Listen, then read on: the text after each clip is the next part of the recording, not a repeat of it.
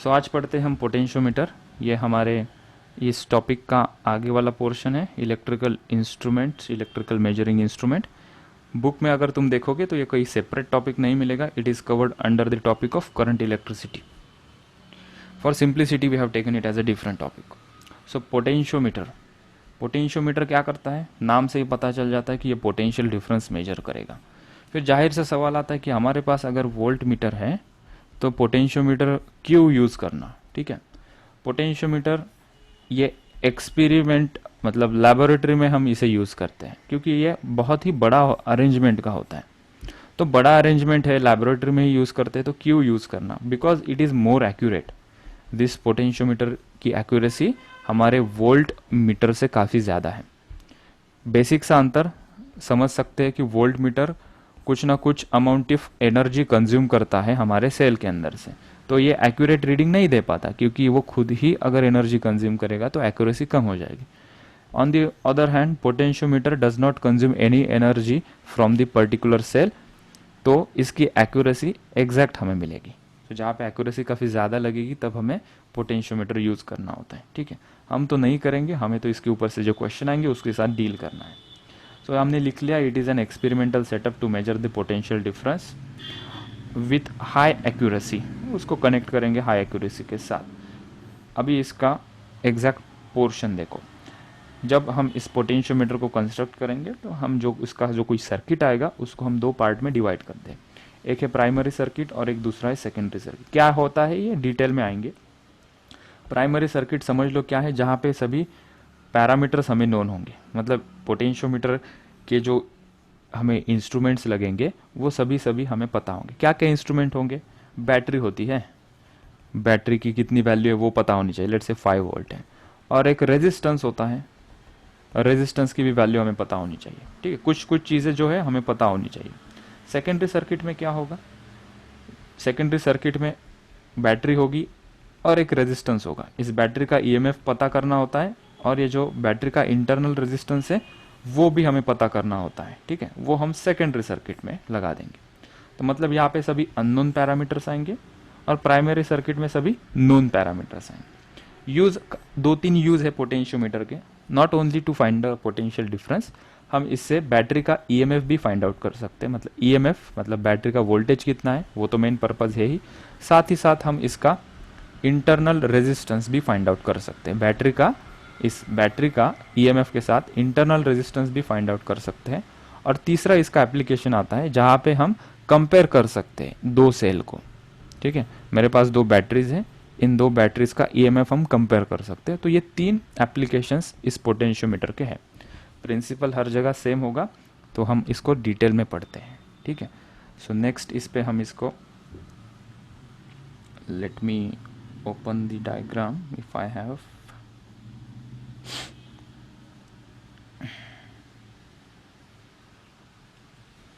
इसका construction setup कैसे दिखता है, एक्चुअल में कैसे दिखता है वो तो तुम्हें गूगल पे मिल जाएगा।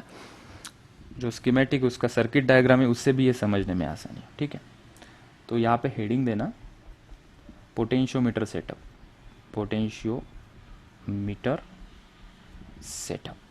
ठीक है, इसके अंदर क्या होता है, जैसे हमने देखा प्राइमरी और सेकेंडरी सर्किट होता है, तो जनरली वो कैसे दिखते हैं। सो यहाँ पे एक बैटरी होगी जिसका पोटेंशियल हमें पता होगा और उसके साथ एक रेजिस्टर होगा, उसको ऐसा एरो लगाते हैं, आर और नीचे एच लिखते हैं, इसको कहते हैं वेरिएबल रेजिस्टेंस, इसको रियोस्टैट वाला रेजिस्टेंस भी कहते हैं। ठीक है, क्या होता है आगे बताऊंगा। और एक एमीटर भी कनेक्ट करते हैं। ठीक है, तो ये हो गया हमारा प्राइमरी सर्किट तैयार। This is primary circuit. यहाँ पे बैटरी हो गई ई, जिसका ईएमएफ है ये पता होगा कि कितने वोल्ट की है, 3 वोल्ट की है, 5 वोल्ट की है, 100 वोल्ट की है, कितनी है, ये चीज़ पता होगा। रियोस्टैट क्या होता है, मतलब इसकी अगर 2 ओम वैल्यू है, अगर मैं चाहूँगा कि 2 ओम नहीं, मुझे थोड़ी बढ़ानी है इसकी वैल्यू, तो हम यहाँ पे अरेंजमेंट होती है, उसको हम 3 ओम कर सकते हैं। ठीक है, इंस्ट्रूमेंट होता है जिसको रेजिस्टेंस बॉक्स भी कहते हैं, जहाँ पे एक सिंपली एक एरो हेड होता है जिसको जॉकी कहते हैं, इसको हम थोड़ा स्लाइड करेंगे तो ये वाले रेजिस्टेंस की वैल्यू हम 3 ओम से 4 ओम कर सकते हैं या 5 ओम कर सकते हैं, या इंक्रीज या डिक्रीज करते हैं इन शॉर्ट सेंस। ये एमीटर है, एमीटर क्या बताएगा कि कितना करंट ये बैटरी यहाँ से सप्लाई कर रही है और हम यहाँ पे स्टेडी करंट फ्लो करना चाहते हैं, इसलिए हमने वेरिएबल रेजिस्टेंस किया, ताकि अगर बैटरी से कोई करंट वैल्यू निकल रही है वो फ्लक्चुएट होती है तो we can easily adjust this value of variable resistance so that we can get the steady current out of it. फिर आगे आए हम, यहाँ पे एक वायर होगी, यहाँ पे एक मेटल वायर होती है।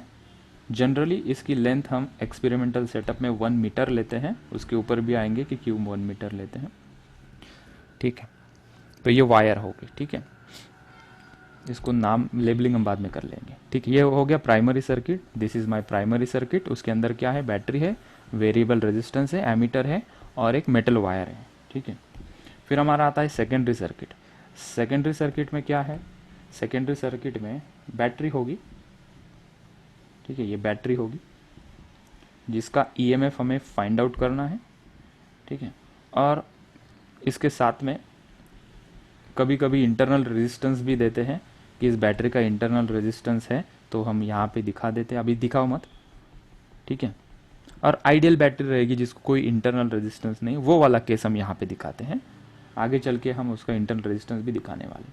और इसके साथ हम गैल्वानोमीटर जोड़ देते हैं, ये रहा गैल्वानोमीटर। अब इसे ऑब्जर्व करो, अब गैल्वानोमीटर के आगे में एक कुछ ऐसा एरो लगा रहा हो और वो वायर को जोड़ रहा है, ठीक है। ऐसा इमेजिन करो कि ये पॉइंटर है, हम इसके ऊपर ऐसा रोल कर सकते हैं, इस पॉइंटर को हम स्लाइड कर सकते हैं ऐसा कहीं पे भी, इस पॉइंटर को उठा के हम ऐसा यहाँ पे भी रख सकते हैं और गैल्वानोमीटर की हम रीडिंग चेक करेंगे।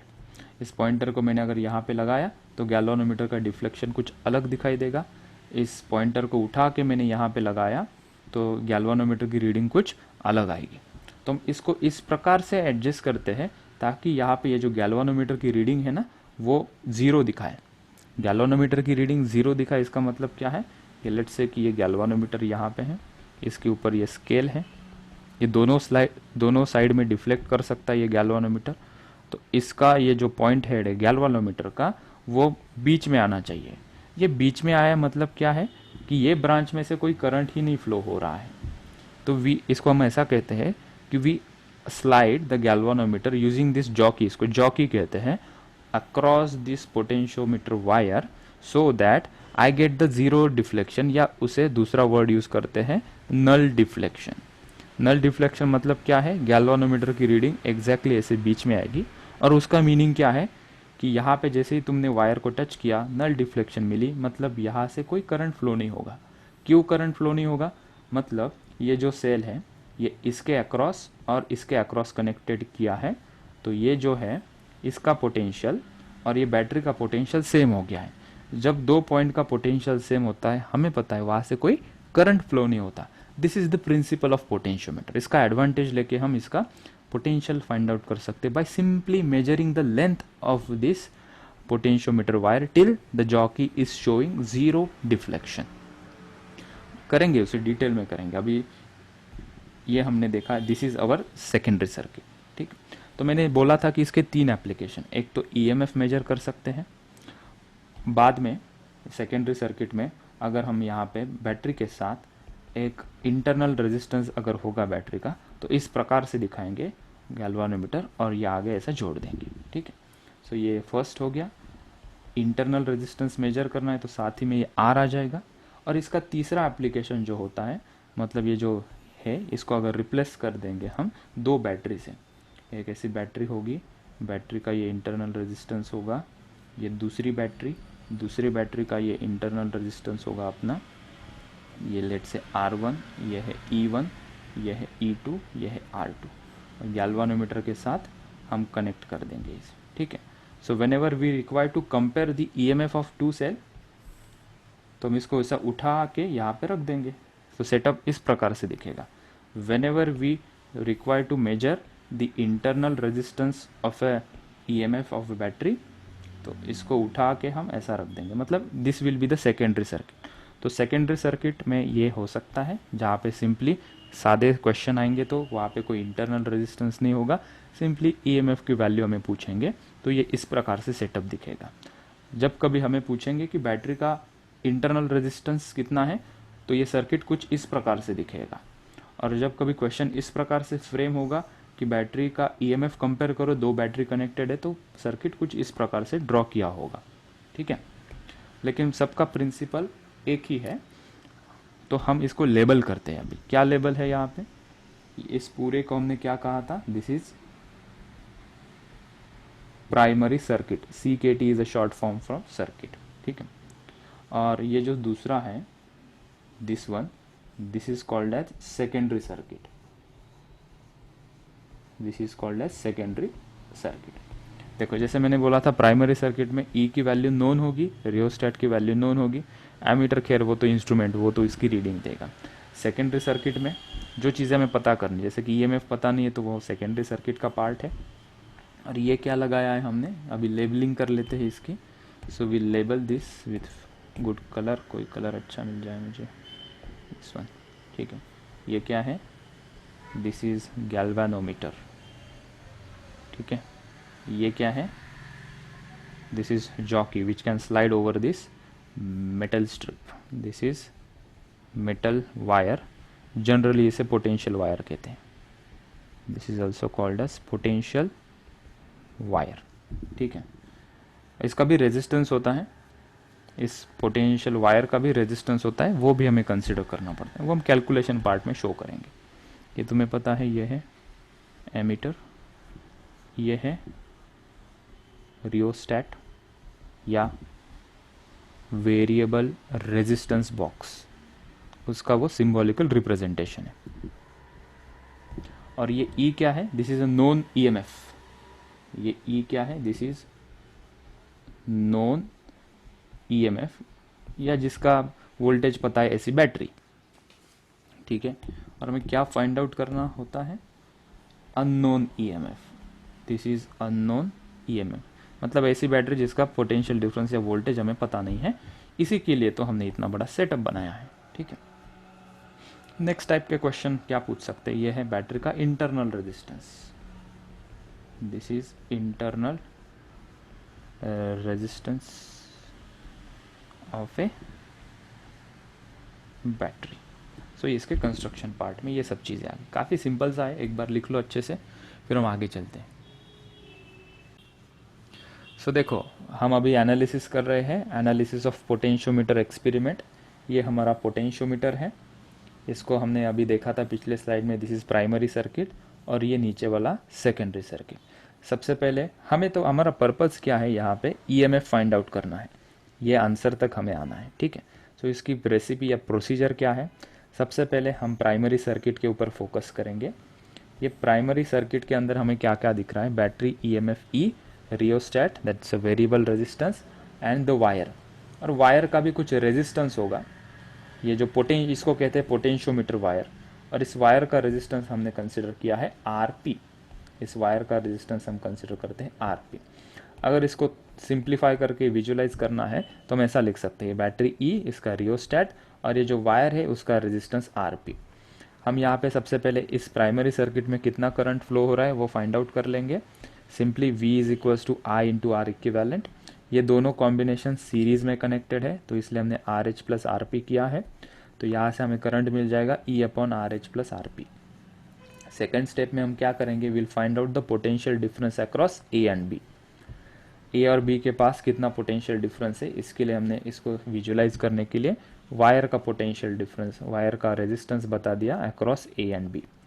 V is equals to I R, I हमने ऑलरेडी निकाल दिया है यहाँ पे, वही आई यहाँ पे यूज़ कर सकते हैं क्योंकि ये दोनों सीरीज में कनेक्टेड है and the same amount of current flow from these two resistances.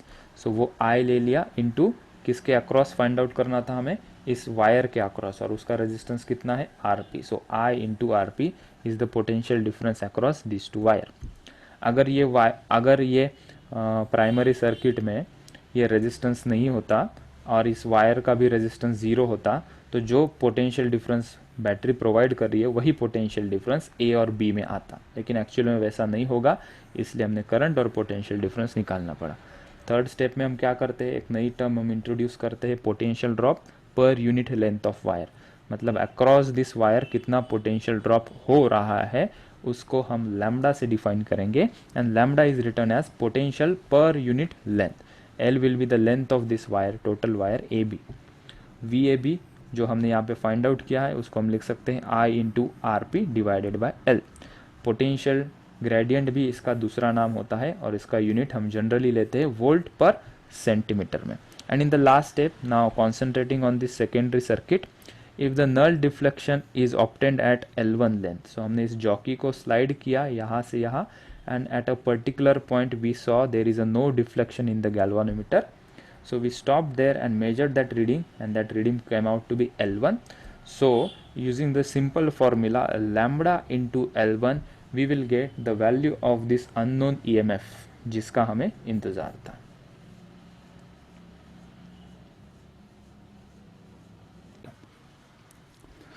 So in this question यहाँ पे सर्किट दिया है जहाँ पे बैटरी प्राइमरी सर्किट में 20 वोल्ट है, 5 ओम का इसका रेजिस्टेंस है। ये जो पोटेंशियोमीटर वायर है उसका रेजिस्टेंस दिया है 15 ओम, नीचे 3 वोल्ट की बैटरी दी है और हमें ये balancing length L1 find out करनी है।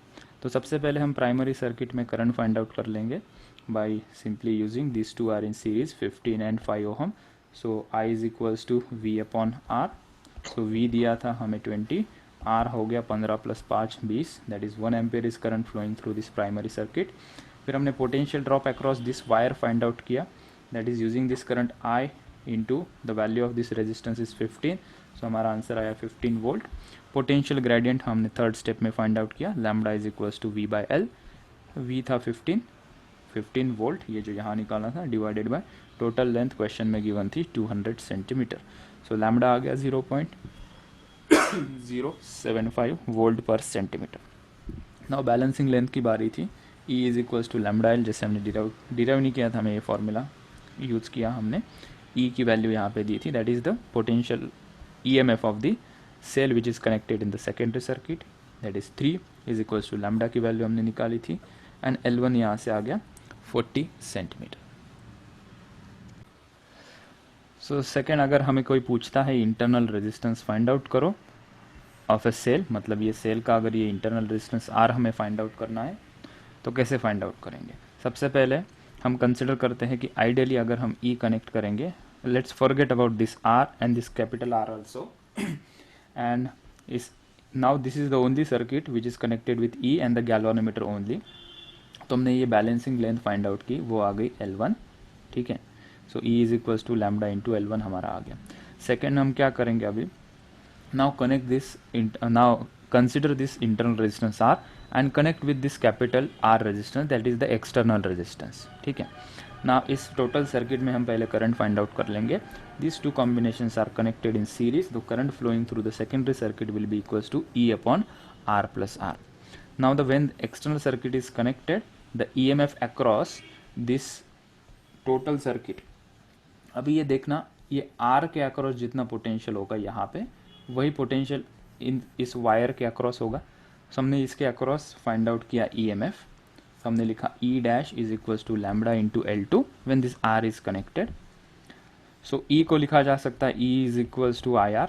सो in terms of I this two R connected in series, so जो करंट हमने यहाँ पे निकाला है वही हमने यूज किया into R, that is current flowing through this resistance R। So इसके अक्रॉस हमें पोटेंशियल डिफरेंस मिल गया और वही पोटेंशियल डिफरेंस इसका होगा यहाँ पे। उसकी बैलेंसिंग लेंथ हमने कंसिडर की L2। L1 क्या थी, when this R and capital R not connected, that was L1। When this internal resistance and external R is considered, तो वो करंट आ गया I, और उसका हमने पोटेंशियल डिफरेंस फाइंड आउट किया यूजिंग लैम्बडा इंटू L2। वो वैल्यूज हमने यहाँ पे सब्सटीट्यूट की। Now we divide this equation 1 and equation 2, you get this value after solving of internal resistance R is equals to capital R L1 minus L2 upon L2। so ये remember कर, याद रखना, small r resistance का formula हमें मिल गया when you require to calculate internal resistance of a battery। चलो, Thank you, sir. yes, so in Bye. this question, yes, Bye, sir. by a potentiometer is used to determine the internal resistance of 1.5 volt cell। the balancing length given है open circuit में 76.3 centimetre, and when a resistor of 9.5 ohm is used in external circuit of a cell as shown in the figure, वो balance point shift हो जाता है 64.8 centimetre पे, और हमें यहाँ पे इंटरनल रेजिस्टेंस पूछा है। जैसे कि हमने लास्ट में देखा, इंटरनल रेजिस्टेंस का फॉर्मूला हम यूज़ कर लेंगे। सर्किट डायग्राम में हमें प्राइमरी से सर्किट में सिर्फ 2 वोल्ट का EMF बैटरी दी है, कोई रियोस्टैट मेंशन नहीं है, कोई चिंता नहीं उसकी।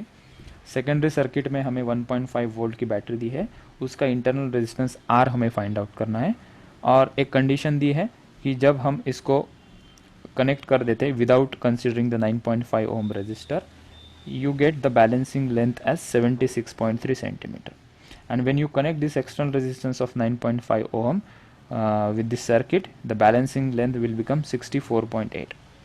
so just putting this all the values in this equation, R की वैल्यू हम पुट कर देंगे 9.5 ohm, L1 की वैल्यू हम यहाँ से पुट कर देंगे 76.3 माइनस L2 की वैल्यू हम पुट करेंगे 64.8 and divided by L2, you get the internal resistance as 1.68 ohm। ठीक है, आज के लिए इतना काफ़ी है।